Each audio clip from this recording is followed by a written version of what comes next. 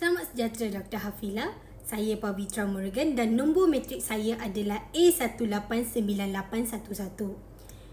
Kes yang saya hendak dibincangkan pada hari ini adalah Balakrishnan melawan Ketua Pengarah Perkhidmatan Awam Malaysia yang telah diputuskan pada tahun 1981. Dalam kes ini, Prayut telah didakwa dalam satu kes rasuah tetapi telah dibebaskan oleh mahkamah. Selepas itu, Suruhanjaya Perkhidmatan Awam telah menulis kepada Perayu dalam satu laporan bahawa Perayu berada dalam kawalan pengawangan dan telah membuat tindakan rasuah. Oleh itu, Suruhanjaya tersebut menyatakan bahawa Perayu hendaklah memberi satu penjelasan terhadap tindakan Perayu tersebut. Perayu telah memberi satu penjelasan. Selepas itu, Suruhanjaya Perkhidmatan Awam memberitahu Perayu bahawa perkhidmatan dalam pekerjaan Perayu tersebut telah ditamatkan di bawah Seksyen 10D dalam Ordinan Pensyen dan Seksyen 44 Ordinan Kerajaan. Perayu membawa tindakan terhadap responden bahawa penamatan pekerjaan Perayu adalah salah di bawah undang-undang dan tidak operatif. Ia adalah kerana bahawa sebarang tindakan penamatan servis terhadap Perayu seharusnya berdasarkan dengan Seksyen 8 dan bukan Seksyen 44 kerana prosiding Perayu adalah di bawah pengawasan pihak berkuasa tata tertib. Dalam kes ini, Suruhanjaya tersebut ingin menjadikan badan mereka sebagai pihak berkuasa tata tertib. Perayu juga menyatakan bahawa penamatan servis Perayu tersebut adalah salah kerana ia telah melanggar prinsip-prinsip keadilan yang terdapat dalam Perlembagaan Persekutuan apabila responden tidak memberitahu Perayu berkenaan dengan intipati yang terdapat dalam laporan tersebut. Terdapat beberapa isu yang terdapat dalam kes ini yang berkaitan dengan Undang-Undang Pentadbiran. Isu pertama yang terdapat dalam kes ini adalah jika prosiding terhadap Perayu telah dibuat berdasarkan Seksyen 8, jadi prosedur di bawah Seksyen 27 dan 30 harus diikuti. Jika ia tidak diikuti, sama ada Perayu akan dilanggar Undang-Undang Keadilan.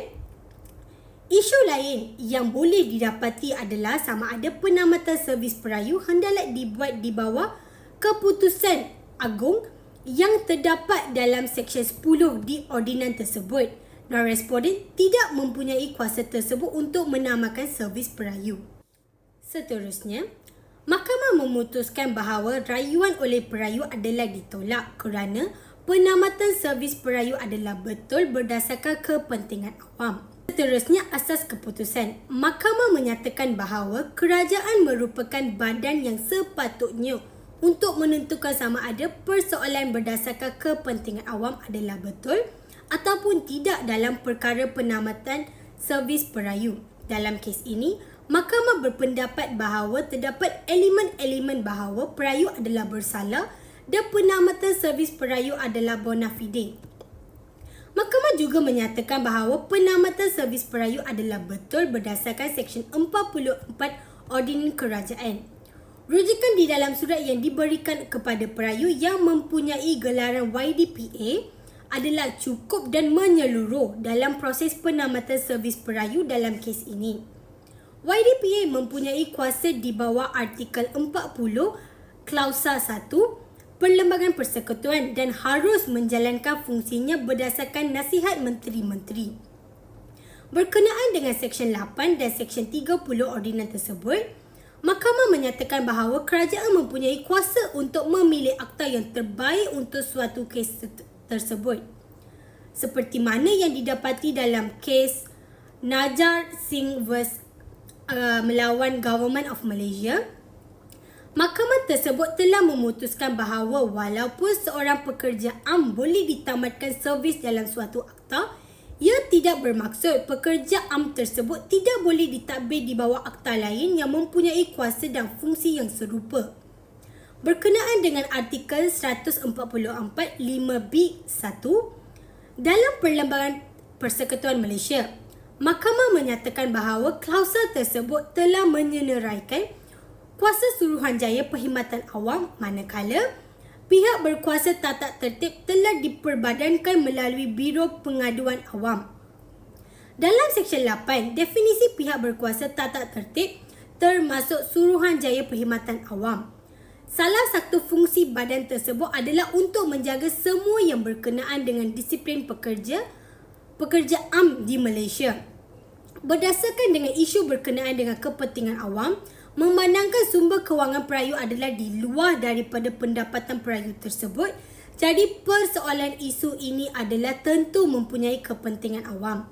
Dalam kes Aisyah melawan Secretary of State for the Environment, Mahkamah menyatakan bahawa ia adalah kuasa mahkamah untuk menentukan jalan yang terbaik dan dengan bona fide.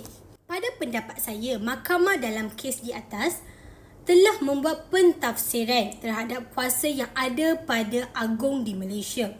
Walaupun Agong merupakan ketua negara Malaysia, tetapi fungsi dan kuasa Agong tersebut haruslah berdasarkan dengan klausa-klausa yang terdapat dalam Perlembagaan Persekutuan dan juga haruslah menerima nasihat daripada badan eksekutif di Malaysia. Jadi, kes ini menunjukkan bahawa Agong juga melibatkan badan kerajaan eksekutif di Malaysia.